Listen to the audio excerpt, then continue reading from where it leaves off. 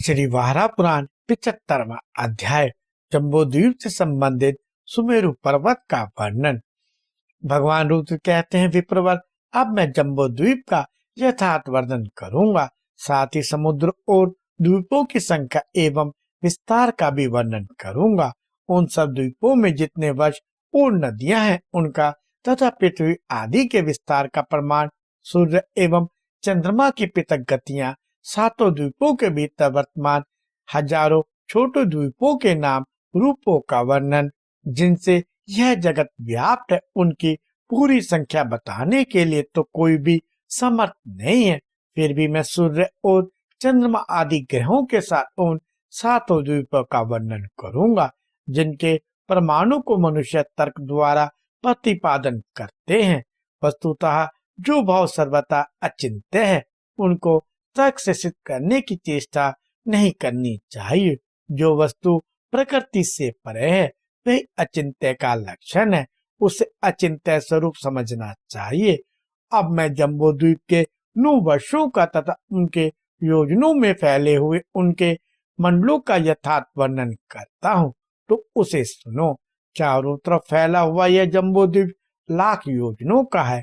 अनेक योजन वाले पवित्र बहुत से जनपद इसकी शोभा बढ़ाते हैं। यह सिद्ध और चारणों से व्याप्त है तथा पर्वतों से इसकी शोभा अत्यंत मनोहर जान पड़ती है। अनेक प्रकार के सुंदर धातुएं इसकी शोभा बढ़ा रही हैं। शिलाजित आदि के उत्पन्न होने से इसकी महिमा चरम सीमा पर पहुंच गई है।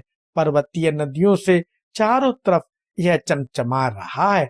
ऐसे विस्तृत एवं श्री संपन्न भूमंडल वाले जम्बूद्वीप में 9 वर्ष चारों ओर व्याप्त है। यह ऐसा सुंदर द्वीप है जहाँ संपूर्ण प्राणियों को प्रकट करने वाले भगवान श्री नारायण विराजते हैं। इसके विस्तार के अनुसार चारों ओर समुद्र है तथा पूर्व में उतने ही लंबे चौड़े यह 6 वर्ष पर्वत है। इसके पूर्व और पश्चिम ये 2 तरफ लवण समुद्र हैं। वहाँ बर्फ से व्याप्त हुआ हिमालय, सुवर्ण से भरा हिमकूट तथा अत्यंत सुख देने वाला महान निषद नामक पर्वत है। 4 वन वाले स्वर्ण युक्त सुमेरु पर्वत का वर्णन तो मैं पहले ही कर चुका हूँ, जो कमल के समान वर्तुलाकार है।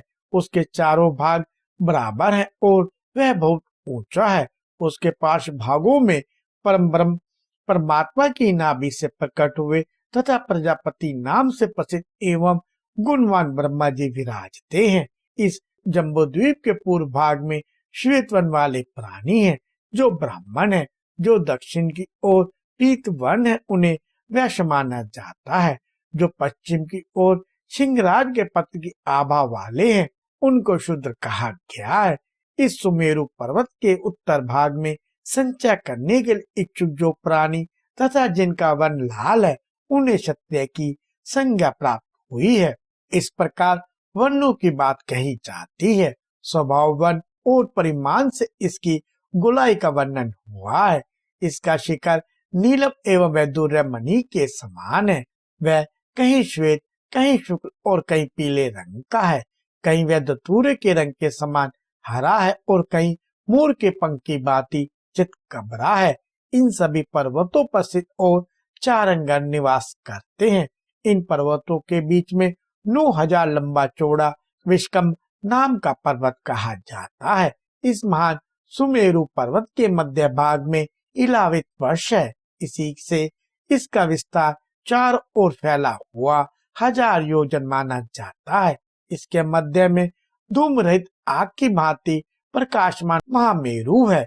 सुमेरु की वेदी के दक्षिण का आधा भाग और उत्तर का आधा भाग उसका महामेरु का स्थान माना जाता है। वहाँ जो ये 6 वर्ष हैं, उनकी वर्ष पर्वत की संज्ञा है। इन सभी वर्षों के आगे 1 योजन का अवकाश है। वर्षों की लंबाई चौड़ाई 2-2 हजार योजन की है। उन्हीं के परिमाण से जम्बूद्वीप का विस्तार कहा जाता है। 1-1 लाख योजन विस्तार वाले नील और निषद नाम के 2 पर्वत हैं। उनके अतिरिक्त श्वेत, हेमकूट, हिमवान और सिंहवान नामक पर्वत है। जम्बूद्वीप के प्रमाण से निषद पर्वत का वर्णन किया गया है। हेमकूट निषद से हीन है।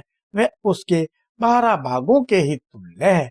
वह हिममान पर्वत पूर्व से पश्चिम तक फैला हुआ है। द्वीप के मंडलाकार होने से कहीं कम और कहीं अधिक हो जाने की बात कही जाती है। वर्षों और पर्वतों के प्रमाण जैसे दक्षिण के कहे जाते हैं, वैसे ही उत्तर में भी हैं। उनके मध्य में जो मनुष्यों की बस्तियां हैं, उनके नाम अनुवर्ष हैं। वे वर्ष विषम स्थान वाले पर्वतों से घिरे हुए हैं। उन अगम्य वर्षों को अनेक प्रकार की नदियों ने घेर रखा है। उन वर्षों में विभिन्न जाति वाले प्राणी निवास करते हैं। ये हिमालय संबंधी वर्ष हैं, जहाँ भरत की संतान सुशोभित होती है। हेमकूट पर जो उत्तम वर्ष है, उसे किम पुरुष कहते हैं। हेमकूट के आगे के वर्ष का नाम निषद और हरिवर्ष है। हरिवर्ष से आगे और हेमकूट के पास के भूभाग को इलावित वर्ष कहा जाता है। इलावित के आगे के वर्षों का नाम नील और रम्यक सुना गया है। रम्यक से आगे श्वेत वर्ष और हिरण्यमय वर्षों की प्रतिष्ठा है। हिरण्यमय वर्ष से आगे श्रृंगवर्ष और कुरु वर्षों का अवस्थान है। ये दोनों वर्ष धनुषाकार दक्षिण और उत्तर तक झुके हैं, ऐसा जानना चाहिए। इलावत के चारों कोने बराबर हैं। यह प्रायद्वीप के चतुर्थांश भाग में है। निषद की वेदी के आगे भाग को उत्तर कहा गया है। इनके दक्षिण और उत्तर दिशाओं में 3-3 वर्ष हैं। उन दोनों भागों के मध्य में मेरु पर्वत है, उसी को इलावृत वर्ष जानना चाहिए। प्रमाण में वह 34,000 योजन बताया गया है। उसके पश्चिम गंधमादन नाम का प्रसिद्ध पर्वत है। ऊंचाई और लंबाई चौड़ाई में प्राय माल्यवान पर्वत से उसकी तुलना होती है। उक्त निषद और गंधमादन इन दोनों पर्वतों के मध्य भाग में सुवर्ण में मेरु पर्वत है। सुमेरु के चारों भागों में समुद्र की खाने हैं। इसके चारों कोण समान स्थिति में है। वहाँ सभी धातुओं की मेद एवं हड्डियां उनके अवतार लेने में सहयोगी नहीं है। 6 प्रकार के योगेश्चरों के कारण वे विभु कहलाते हैं। सनातन कमल की उत्पत्ति का निमित्त कारण वे ही हैं। उस कमल पर स्थित चतुर्मुख ब्रह्मा भी उन परम परमात्मा के ही रूप है, कोई अन्य शक्ति नहीं। कमल की आकृति धारण करने वाली तथा वनों एवं हदों से संपन्न पृथ्वी इन्हीं परम परमात्मा से उत्पन्न हुई है, जिस पर संसार स्थान पाता है। उस कमल के विस्तार का स्पष्ट रूप से मैंने वर्णन किया। द्विजवरों, अब क्रमशः विभाग करके उनके विशेष गुणों का वर्णन करता हूँ। सुमेरु पर्वत के पाश भाग में पूर्व में श्वेत पर्वत, दक्षिण में पीत, पश्चिम में कृष्णवन और उत्तर में रक्तवन का पर्वत है। पर्वतों का राजा मेरु पर्वत शुक्लवन वाला है।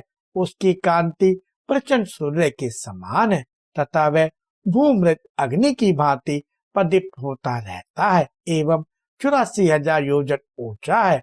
वह 16,000 योजन तक नीचे गया है और 16,000 योजन ही उसका पृथ्वी पर विस्तार है। उसकी आकृति शराब उभरे हुए ढकने की भांति गोल है।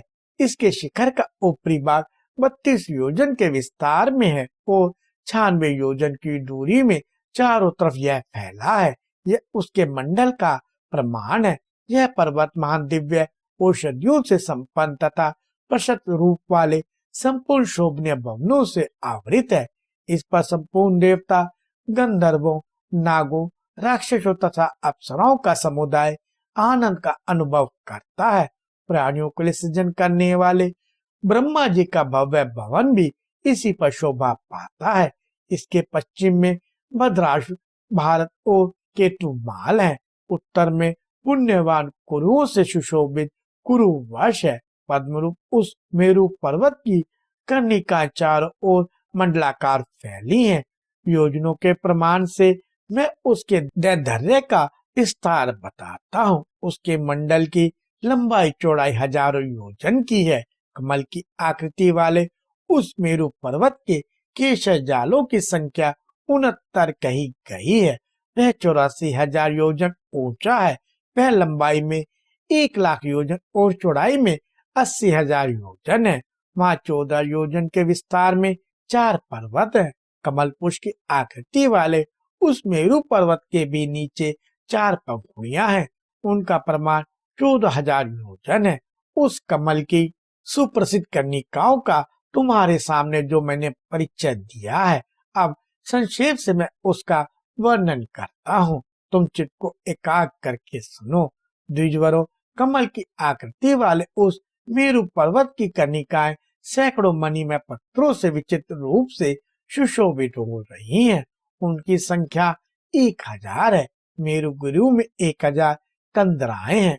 इस पर्वतराज में वृत्ताकार एवं कमल कर्णिकाओं की तरह विस्तृत 1,00,000 पत्ते हैं। उन पर मनोवती नाम की श्री ब्रह्मा जी की रमणीय सभा है और अनेक ब्रह्म ऋषि उसके सदस्य हैं।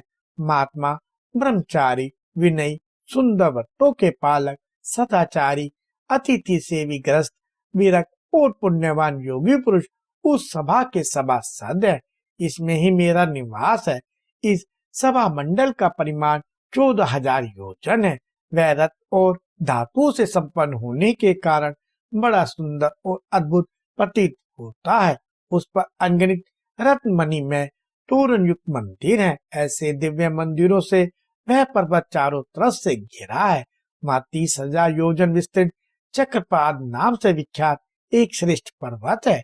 उस चक्रपात नामक पर्वत से 10 योजन विस्तार वाली एक नदी, जिसे उदरवाहिनी कहते हैं, अमरावती पुरी से आकर उसकी उपत्यकाओं में प्रवाहित होती है। विप्रवरों, उस नदी की प्रतिमा के सामने सूर्य एवं चंद्रमा के ज्योतिपुंज भी फीके पड़ जाते हैं। साय और प्रातः काल की संध्या के समय जो उसका सेवन करते हैं, उन्हें ब्रह्मा जी की प्रसन्नता प्राप्त होती है।